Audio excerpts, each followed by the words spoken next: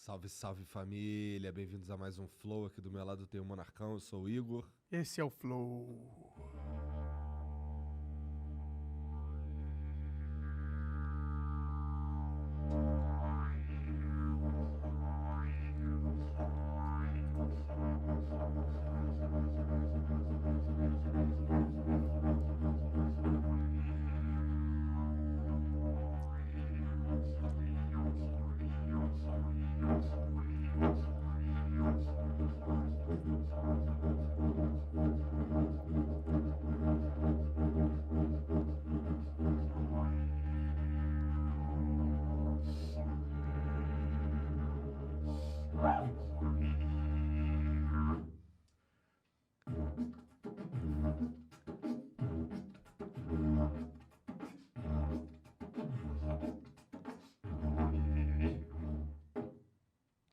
Caralho! É, cara. Acabamos de ser. Foi uma cerimônia australiana, aborígene. Hoje nós vamos conversar com Álvaro Machado Dias. Que legal estar aqui de volta, pessoal. Cara, Obrigado por ter vindo aí obrigado novamente. por vir aí de novo, cara. De Uma verdade. satisfação. Que porra era essa que tu tava tocando, cara? Se chama didgeridoo. É um instrumento aborígena australiano. E ele é só um cano furado, tá? Ele, em geral, ele é furado, ele é comido por dentro por cupins. E aí ele fica bem sólido por fora e você assopra. E aí tem um lance de fazer uma respiração circular, ou seja, assoprar e respirar ao mesmo tempo, para você manter o Som ritmo contínuo. rolando. E o resto você faz na boca. Você faz o ritmo que você quiser na boca. Entendi. E é na Austrália que foi inventado isso? Na Austrália que foi... É engraçado usar o conceito de inventado, que faz todo sentido, porque a gente está acostumado a dizer assim, né? O sujeito ocidental, capitalista, inventou alguma coisa. Mas, na verdade, sim, foi inventado pela população aborígena da Austrália. Assim, na verdade, do Pacífico Sul, em geral, você tem esse instrumento, assim, tá? Mas a Austrália é um lugar onde ele é realmente, assim, cultuado, estudado. Tem muita gente que toca profissionalmente, toca até em orquestra. E tem uma coisa muito interessante desse instrumento, que é o seguinte, esse som que ele faz, né, ele está numa nota, cada um tem, né, o meu didgeridoo aqui, ele está em ré, mas o lance mais interessante é que ele tem uma ressonância. E a ressonância dele está em 7,8 Hz, mais ou menos, em 7, 8 Hz. E a gente chama isso de ressonância de Schumann. E é a mesma ressonância do planeta Terra. Caralho! Então tem uma coisa Que loucura interessante isso aí. nisso.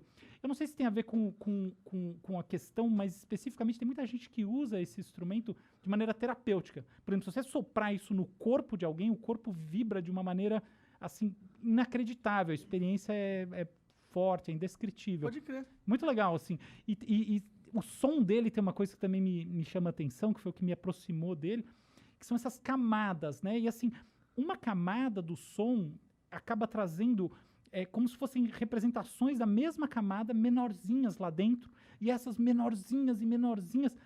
E ele vai, então, portanto, mudando a escala, mas permanecendo com a célula idêntica. E a gente chama isso de fractal. Então ele é um som em fractal, ou seja, o som que ele faz durante 1 minuto é uma réplica do som que ele faz durante 1 segundo, que é uma réplica do menor compasso que você consegue extrair dele. Caralho! Isso dá uma coisa, a gente não sabe dizer direito o que é, mas sente um negócio diferente em função do fato de que os fractais são atraentes para nós, para os seres humanos em geral. Então tem uma história interessante que o Jackson Pollock, que é um grande pintor, né, da primeira metade do século XX, que fazia aquelas pinturas abstratas, o cara que jogava tinta, assim, pintava com a tela no chão, fazia uma coisa maluca. E muita gente ficava tocado por aquilo, não conseguia entender, nem ele. E depois, ao longo do tempo, essa arte dele foi sendo estudada, e o que se compreendeu é que o que ele estava fazendo, na verdade, eram fractais. Na verdade, ele foi evoluindo ao longo do tempo, e a pintura dele foi se aproximando de fractais. Tem um cara chamado Mandelbrot que formalizou, assim, fez uns chamados conjuntos. Né? Vamos dizer assim, um cara que pensou sobre esse assunto e ajudou todo mundo a entender o que eram os fractais na prática. E aí tem gente que estuda o quanto as pinturas do Pollock, elas lembram esses conjuntos, ou seja, o quanto elas têm a ver com fractais. E esse instrumento também é muito fractal. Fractal é uma loucura, por sinal. Porque, assim, a gente vê hoje em dia que o coração tem fractais, o coração humano. Então, por exemplo, olha que coisa interessante. As batidas do coração, muito como digerido durante um certo período, elas emulam os períodos menores. E quanto mais você... E elas variam, né? Então, quanto mais essas variações longas lembram as variações curtas, mais saudável o seu coração. E a mesma coisa no cérebro. Hoje em dia a gente entende que as estruturas das redes neurais do cérebro humano e outros cérebros, na verdade, elas são fractais também. Então elas têm esse princípio que o funcionamento, por exemplo, ó, todos os neurônios funcionando juntos, aquele monte de disparo, essa coisa toda. Isso é muito parecido com o que você vê num pequeno núcleo de neurônios conectados em qualquer área do cérebro. Por quê? Porque esse pequeno neurônio se espelha no grande ecossistema biológico, porque o cérebro tem uma estrutura de fractal. Entendi. Muito legal, Mas né? é um pequeno neurônio que se espelha no cérebro ou o cérebro que se espelha no pequeno neurônio? Então, o interessante de fractal, essa pergunta é maravilhosa, é que as duas coisas são verdade ao mesmo tempo. A gente fala que os fractais, eles são livres de escala. O que quer dizer isso? Pensa numa árvore, tá? A árvore é um exemplo bom de fractal. A estrutura, a arborescência da árvore é uma arborescência que é idêntica do ramo. Se a estrutura do ramo gera a árvore, a estrutura da árvore gera o ramo, depende do caso, tá? Obviamente, na natureza, as coisas maiores, né, que têm mais células, mais complexidade, elas tendem, do ponto de vista da filogenia, né, da história das espécies, vir depois. Mas não é sempre que é assim. Você tem uma série de transformações, então, árvores que, por exemplo, têm seus descendentes, a árvore, obviamente, sofre o mesmo processo seletivo que animal, né, obviamente, então elas têm como descendentes, elas se derivam de árvores que não tinham ramificações. Então, as ramificações eventualmente vêm depois também. O que importa é, o fractal é essa coisa livre de escala, essa coisa, né? Essa propriedade. E é maravilhoso, porque na natureza a gente está cheio deles. Assim, eu acho que o exemplo que você deu agora é perfeito, porque a gente vê na árvore e outras coisas, mas essa sensação de que o pequeno vem do grande, o grande vem do pequeno, esse sentimento do paradoxo, né? O que é simplesmente reflexo de que é um equilíbrio perfeito entre as duas coisas. Entendi. Porra, maneiro demais. Mas muito interessante esse negócio dos fractais, eles serem, por exemplo, correlacionados à saúde da cabeça.